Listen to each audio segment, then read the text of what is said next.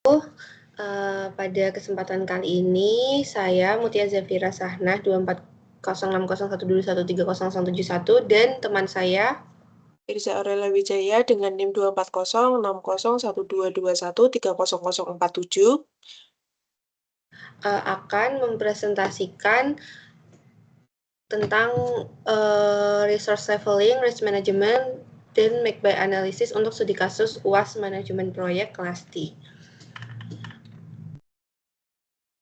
Next. Nah, yang akan dipresentasikan pertama di studi kasus, human research leveling, manajemen risiko, dan make buy analysis. Next. Untuk studi kasus, kita mengembangkan proyek pengelolaan customer relationship management untuk sebuah e-commerce. Proyek ini menyangkut berbagai aktivitas pengembangan sistem dengan kebutuhan sumber daya yang berbeda-beda. Pada proyek ini harus memastikan pengalokasian sumber daya secara optimal. Selain itu, harus mengelola resiko proyek, merencanakan pengadaan komponen penting, serta melakukan make or buy analisis untuk beberapa bagian dari sistem.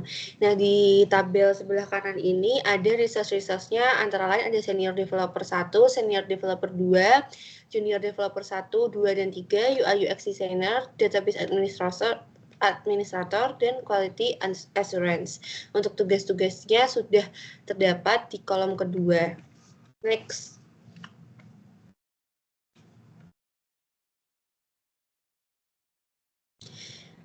Masuk ke Human Resource Management.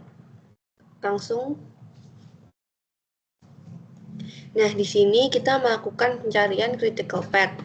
Di sini critical path yang ditemukan ada selama 29 hari, di mana jalur kritisnya adalah A, D, E, F, G, H, dan I. Next.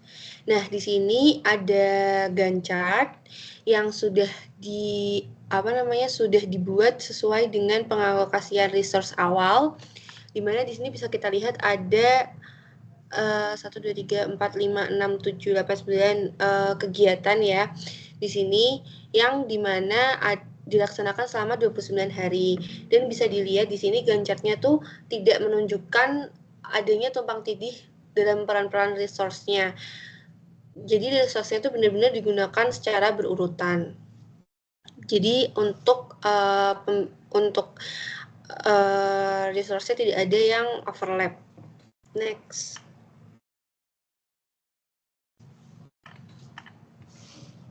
Selanjutnya kita akan membahas tentang resource leveling. Di sini kelompok kami itu menggunakan resource substitution seperti yang terlihat pada tabel di bawah.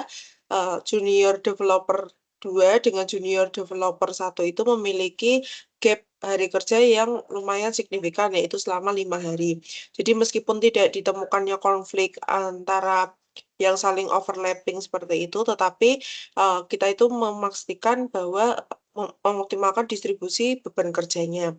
Resource leveling-nya itu digunakan untuk menyeimbangkan tugas kinerja antar tim sehingga tidak terjadi ketimpangan beban kerja seperti yang kita lihat pada JD2 dan JD1.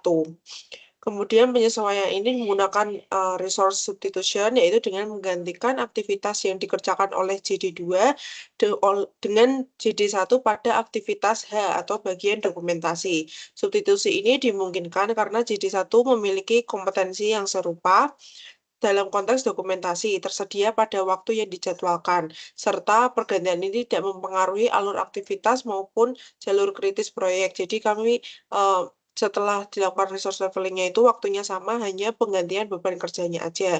Dengan pendekatan ini, distribusinya itu menjadi lebih adil, lebih efisien, menjaga kestabilan jadwal proyek. Teknik ini menunjukkan fleksibilitas tim dalam mengelola kapasitas tanpa harus memperpanjang waktu pelaksanaan proyeknya. Jadi kami hanya menyeimbangkan kinerjanya masing-masing. Sedangkan untuk yang role lainnya itu gap-nya tidak terlalu jauh dan sudah sesuai kapasitasnya. Kemudian, nah ini setelah dilakukannya resource leveling, yaitu pada bagian H itu pada aktivitas dokumentasi yang selama 3 hari digantikan dengan JD satu. Sehingga setelah dilakukan resource leveling itu, beban kerjanya tadi yang JD2 itu sekitar 15 hari menjadi 13 hari, dan JD1-nya itu menjadi menambah beban kerja di 12 hari, seperti itu. Nah, ini penjadwalan aktivitas yang telah dioptimalkan. Jadi pada tanggal 1 kami mengasumsikan bahwa proyek ini memulai di tanggal 1 Juli 2025. Jadi pada tanggal 1 hingga 3 Juli 2025 yang bekerja adalah SD1 dan UI. Dan kami tidak melakukan resource leveling gitu karena secara naturali sudah ada waktu liburnya di hari Sabtu dan Minggu karena kami menggunakan 20 hari kerja untuk setiap bulannya. Kemudian untuk manajemen risikonya, jadi kami mengidentifikasi ada 3 risiko utama dalam pengembangan ini. Yang pertama, keterbatasan sumber daya UI dengan QA, ancaman keamanan data customer, dan kurangnya dokumentasi teknis selama pengembangan. Seperti yang kita tahu, UI dan QA-nya itu hanya satu orang, sehingga ketika dia mungkin nanti sakit ataupun tidak dapat bekerja, frekuensi risikonya di sini kemungkinan hal seperti itunya adalah 2, tapi pengaruhnya lumayan agak sedang di angka 3, sehingga tingkat risikonya seperti yang terlihat pada matriks sebelah, matriks yang di samping ini, dia tingkat risikonya adalah sedang. Jadi kami menyiapkan rencana mitigasinya adalah menyiapkan personal cadangan. Kemudian untuk ancaman keamanan data customer itu, frekuensi risikonya kemungkinannya itu ada di 3. Tetapi pengaruhnya itu lumayan signifikan karena berhubungan dengan data customer. Sehingga tingkat risikonya dia ada di tinggi di sini. Sehingga untuk implementasi enkripsi, autentikasi, 2 faktor, dan audit keamanan rutin itu kami terapkan sebagai rencana mitigasi. Dan yang terakhir yaitu kurangnya dokumentasi teknis selama pengembangan, frekuensi resikonya itu 4, lumayan cukup sering, dan pengaruh resikonya itu 4 karena dia akan memperhambat untuk pengembangan selanjutnya. Jadi tingkat risikonya lumayan tinggi juga, sehingga rencana mitigasi yang kami lakukan adalah standarisasi dari dokumentasi, kemudian penggunaan tools yang kolaboratif dan sesi dokumentasi. Jadi memastikan tidak lagi dokumentasinya itu tidak tertangani dengan baik. Seperti itu. Kemudian dampak dari risikonya seperti yang tadi sempat saya singgung sejenak, ketika keterbatasan sumber daya UI dengan QA itu dampak terhadap jadwalnya, ketika dia sakit pasti dia akan memperlambat untuk aktivitas desain dan pengujiannya. Kemudian dampak terhadap anggarannya adalah pasti kita memerlukan biaya tambahan untuk freelancer atau lembur untuk memastikan proyek itu tidak molor-molor banget. Kemudian dampak terhadap keberhasilan proyeknya yaitu kualitas UI dan hasil QA itu bisa menurun karena bisa jadi mengejar deadline. Yang kedua, untuk ancaman keamanan data customer, dampak terhadap jadwalnya adalah gangguan atau penundaan karena revisi keamanan. Dampak terhadap anggarannya pasti butuh biaya tambahan untuk biaya keamanan dan audit dan lain sebagainya. Dan dampak terhadap keberhasilan proyek itu adalah resiko kehilangan kepercayaan pengguna dan potensi pelanggaran regulasi. Jadi ini lumayan penting. Kemudian ada kurangnya dokumentasi teknis selama pengembangan. Dampak terhadap jadwalnya adalah penundaan saat maintenance atau onboarding anggota baru. Kemudian dampak terhadap anggarannya adalah waktu tambahan, berarti biaya tambahannya beban biayanya bertambah, apalagi kalau misalkan kita menggunakan sistem gaji harian gitu, pasti kan waktunya lebih lama dan lain sebagainya. Kemudian dampak terhadap keberhasilan proyek adalah sistem itu sulit dipelihara dan resiko kegagalan jangka panjangnya itu mungkin meningkat. Selanjutnya, dalam proyek ini perusahaan itu perlu adanya pengadaan untuk layanan server. Nah, perusahaan perlu menentukan nih apakah akan menggunakan layanan server dari penyedia cloud seperti AWS, Google Cloud, atau Azure, atau membangun dan mengelola infrastruktur server fisik sendiri di dalam perusahaan. Keputusan ini tuh harus mempertimbangkan beberapa faktor yang penting, mulai dari biaya, terus waktunya juga, implementasi, terus kualitas, ketersediaan serta kemampuan internal perusahaan dalam menyediakan sumber daya teknis untuk pemasangan, pemeliharaan, dan pengelolaan server. Next. Nah, di sini bisa kita lihat ada dua tabel ya. Kalau yang tabel di kiri itu adalah matriks keputusan make buy berdasarkan biaya, waktu, kualitas, pemeliharaan, dan skalabilitas. Dilihat dari sisi biaya, kalau misalnya kita membuat servernya sendiri, itu cukup tinggi ya, karena kita harus membeli perangkat-perangkat baru dan instalasi juga. Nah, untuk yang buy sendiri atau yang menggunakan cloud service itu biayanya mungkin jauh lebih rendah karena kita cuma tinggal berlangganan setiap bulan saja.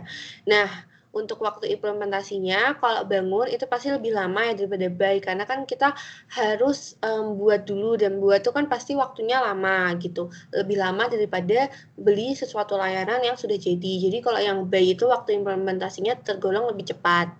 Nah, untuk kualitas dan keandalan sendiri, kalau untuk yang make atau membuat sendiri itu tergantung pada resource internal yang kita punya gitu. Tapi kalau misalnya kita beli, itu sudah pasti tinggi gitu ya standarnya atau SLA ya biasanya kita sebutnya server level agreement dari vendor yang kita langganin gitu. Pasti udah ada standar kinerja, layanannya seperti apa, ketersediaan sistemnya apa, respon terhadap gangguannya gimana, durasi perbaikan dan dukungan teknis pasti mereka lebih handal gitu. Dan untuk pemeliharaan kalau yang kita buat sendiri tentunya kita harus punya teknisi internal. Nah, itu ngerekrut orang baru lagi, sedangkan kalau buy itu yang mengelola adalah penyedia layanannya. Untuk skalabilitas sendiri, untuk semisal kita membangun server sendiri, itu kita skalabilitasnya terbatas atau upgrade-nya butuh biaya. Sedangkan kalau misalnya yang cloud service itu sangat fleksibel banget ya, kalaupun untuk menambah biaya pun tuh paling mengubah paketan saja gitu. Jadi nggak yang kayak benar-benar harus konfigurasi lagi dari awal gitu. Jadi skalabilitasnya lebih fleksibel. Nah, untuk yang di tabel sebelah kanan itu tuh ada tabel kelebihan dan kekurangannya nih. Kalau kelebihannya yang make yang kita bikin sendiri itu adalah kontrol penuh atas sistem dan data. Nah, itu udah jelas ya, karena kan kita membuat sendiri. Nah, terus yang kedua ada dapat dikustomisasi sepenuhnya sesuai dengan kebutuhan perusahaan. Tapi kekurangannya dari yang kita membuat sendiri itu biaya awalnya cukup tinggi, memerlukan SDM yang handal, implementasi lebih lambat dan kompleks, dan skalabilitasnya terbatas. Nah, untuk yang decision buy sendiri, untuk kelebihannya biayanya awalnya rendah ya, karena kan langganan, terus implementasinya cepat atau ready to use, lalu skalabilitasnya tinggi atau fleksibel, tapi juga mempunyai kekurangan yaitu ketergantungan pada vendor eksternal. Kalau misalnya ada kenapa-napa, terus ada biaya jangka panjang bisa bertambah jika skalanya meningkat, dan ada isu keamanan dan privasi jika data sensitif dan ini dikelola oleh pihak ketiga. Next. Maka dari itu, keputusannya adalah untuk proyek pengembangan sistem CRM perusahaan e-commerce, kami merekomendasikan opsi untuk buy atau membeli atau berlangganan cloud service yang merupakan pilihan terbaik karena implementasinya cepat dan dapat segera digunakan, tidak perlu investasi besar untuk pembelian perangkat keras. Vendor cloud seperti AWS atau Google Cloud memberikan SLA yang tinggi, jadi udah pasti standarnya bagus gitu. Dan berarti intinya dengan membeli cloud service ini adalah pilihan yang praktis, efisien, dan strategis untuk mendukung keberhasilan proyek CRM e-commerce ini, khususnya dalam hal kecepatan peluncuran, efisiensi, biaya, dan keandalan layanan. Sekian presentasi dari kelompok kami. Semoga bermanfaat. Wassalamualaikum warahmatullahi wabarakatuh.